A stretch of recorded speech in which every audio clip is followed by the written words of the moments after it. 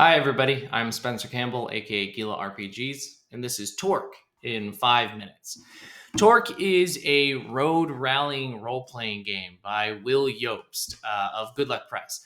It's a game for 2 to 5 players. There's no GM in it. And in that game, you and your friends are going to tell the stories of kind of wild drivers in even more wild cars set in a different world. We don't necessarily say post-apocalypse, but certainly a world that has changed.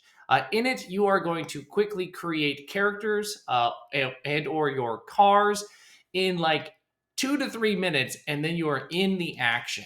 I want to talk a little bit about character creation and then a little bit about what the game is about playing and give you a sense of what TORQ is all about.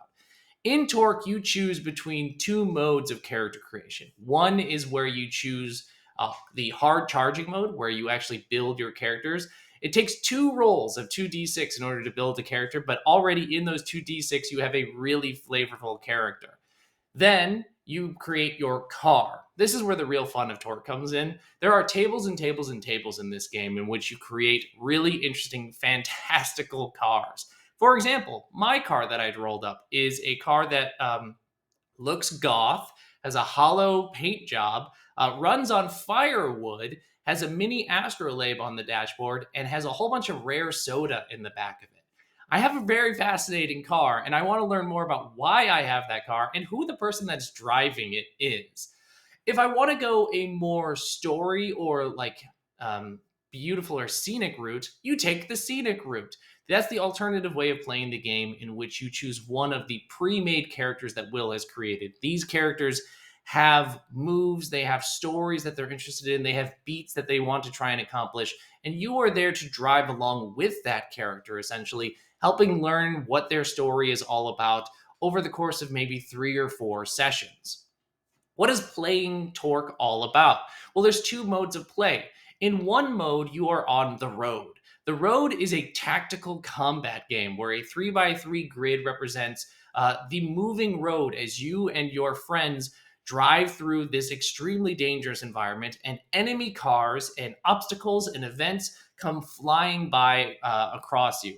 This truly is a tactical combat game once you get into this mode. There's a lot of really interesting play with spatial thinking and things like that as you plan out where you're going to move, how you're going to avoid other cars, how you're going to use your cool powers and unique abilities, all while trying to avoid mines and potholes and all other sorts of junk that's on the road that comes flowing through.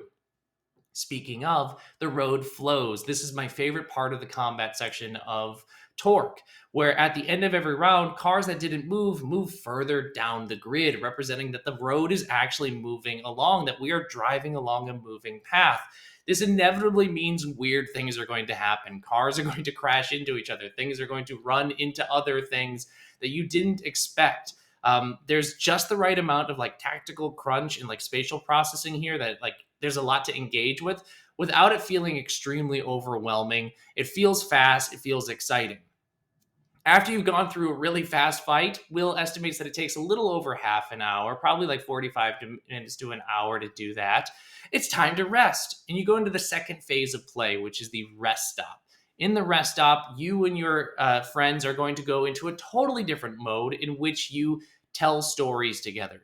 You roll some dice to get a sense of what this rest stop is all about, figure out some points of interest that are at it, and then you tell some stories based off of scenes. You just do some light role playing with one another, going into the activities as much as you want. But this is your opportunity that if you went the scenic route to move forward the story beats of the characters, or if you went the hard charging and you built your own characters, figuring out exactly what they're all about.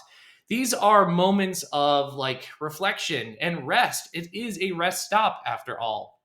You just had a chaotic moment out on the road, and now it's time to just think and catch your breath and figure out what this world is all about. It is a changed world, it is a different world, and you are going to try and figure out what is going on in it and what your place is in this road or in this world. After that, the process just begins all over again. And you do this again and again until you feel like you've satisfied the stories, until your cars are ready to retire, until the world has been acceptably mapped for you. The book is beautiful. The layout is incredible. There's great art. There's beautiful photography that's been commissioned for this. and it is full of tools for you and your group to play.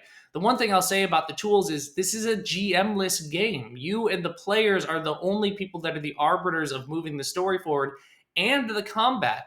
And there's tons and tons of tools and tables in there that are going to help you with that. So if you're overwhelmed or a little bit nervous about playing a GM game or how to like build scenes or anything like that, Will has given you all the tools that you need in order to pull it off.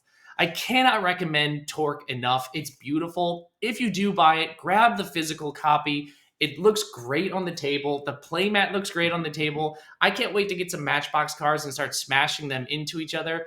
So if you've enjoyed this review, go grab your copy of TORQ. I'll have links to where you can buy it down in the description, and I'll see you next time.